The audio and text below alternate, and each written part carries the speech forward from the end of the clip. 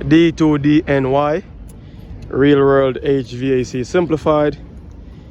And today in this video right now we are going to be looking at testing out where's my jumpers. I want to go ahead and test the heating furnace for summer for a winter tune-up, a winter checkup.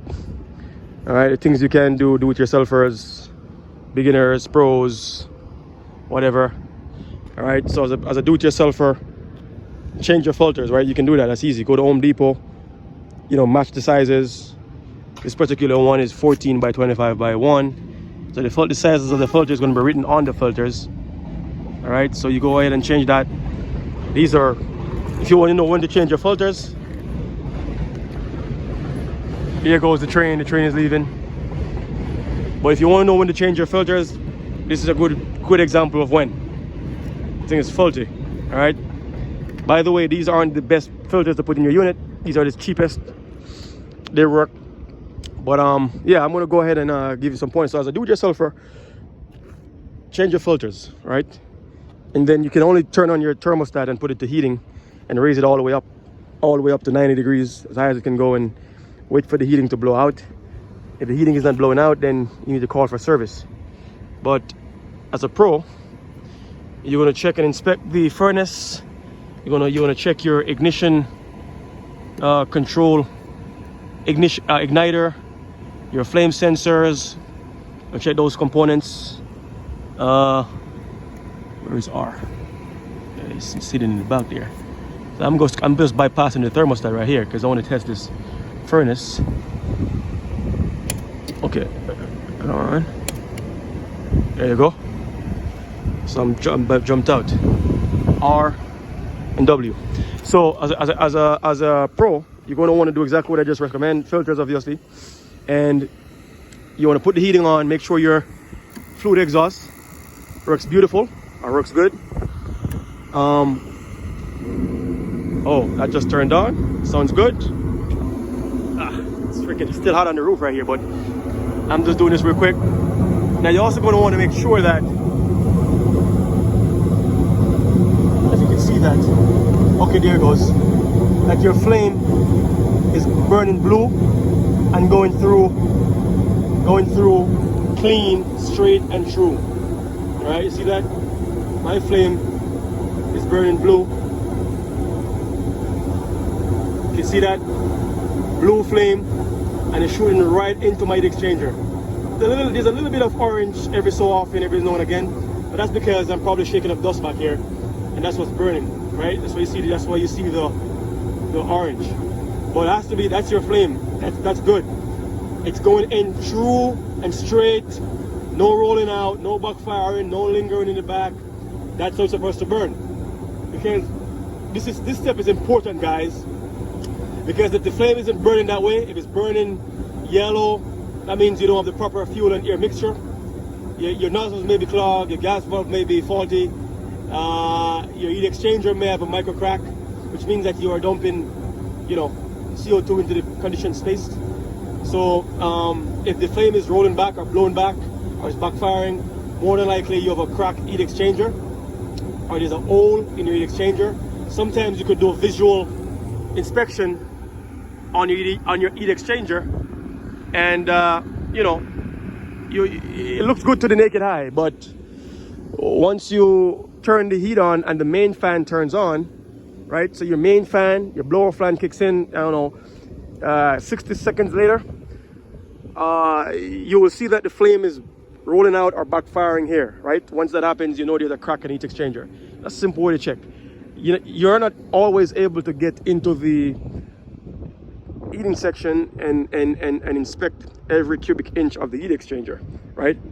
But in this case, you could open this panel right here and you could see a part of it. You still won't be able to physically see the entire surface area of the heat exchangers, right? So that's one way you can definitely tell if there's a crack. If you turn the supply fan on while the furnace is on and it's burning blue and true, no rolling out, then you know that you're good to go.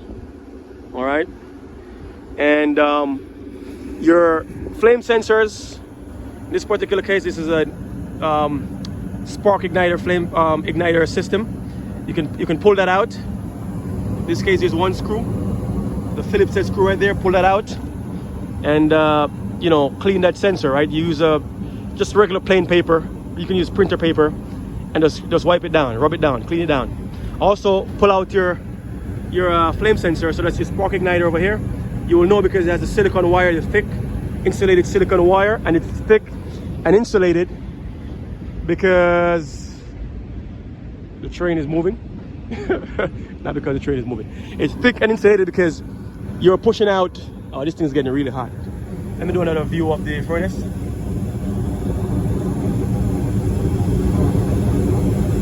See that flame right there? It's burning beautiful. Beautiful burning, true and straight. Right? No problems here, baby.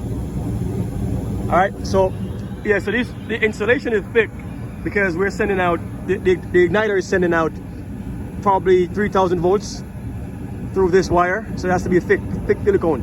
Inspect that for frayed. If it's frayed or, you know, rubbed out through vibration and leaking the voltage back to the ground, because then the spark won't get to the furnace and you won't light. All right, so that's a problem. You gotta replace the cable if it's frayed or rubbed out. You can see it, you can check, right? And you will know, like right here, sometimes where it's connected down here, it's getting brittles and crack, and all the unit, replace this wire. If the igniter is so corroded that you have to use sandpaper or wire brush, change it, because once you clean it, it's going to stop working a month or so, right? Because it has a coating on there, and once you lose that coating, you know, it's a wrap. It's going to be always looking at this pipe, rusty. All right, so same thing for your flame sensor. You just need a regular paper, wipe it down, put it back in. If you have a glow igniter, this particular thing is this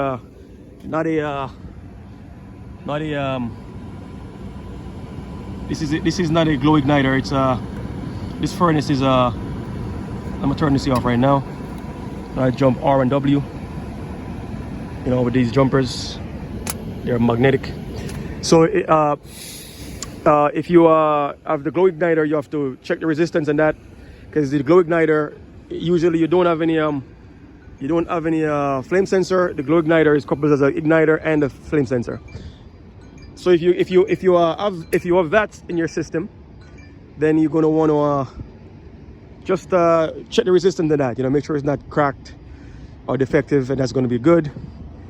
And yeah, I think that's pretty much summed that up. What else am I missing? Am I missing anything? If I'm missing something, leave it in the comments, right? Tell me what step did I miss. Also, you can see here on the ignition control board, there's a little bit of a rust corrosion. More than likely due to condensation. This back here is hot. It's not hot, right? It is hot. And then when the coal here is pumping into the furnace, you know, hot and cold condensation. If you're an HVAC guy, you know what it is, right? But yeah, it's good. All right, so you're gonna want to listen for noises, because this is important too. If this thing doesn't spin true and straight, and it's hot right now, but this is good. Everything is perfect here. All right, change your filters, you know that already. And yeah, so if you like this video, give it a thumbs up. If you haven't subscribe. Do upload videos on a weekly basis. All right, this is my new rig setup. I can't stop talking about it. All right, I'm out.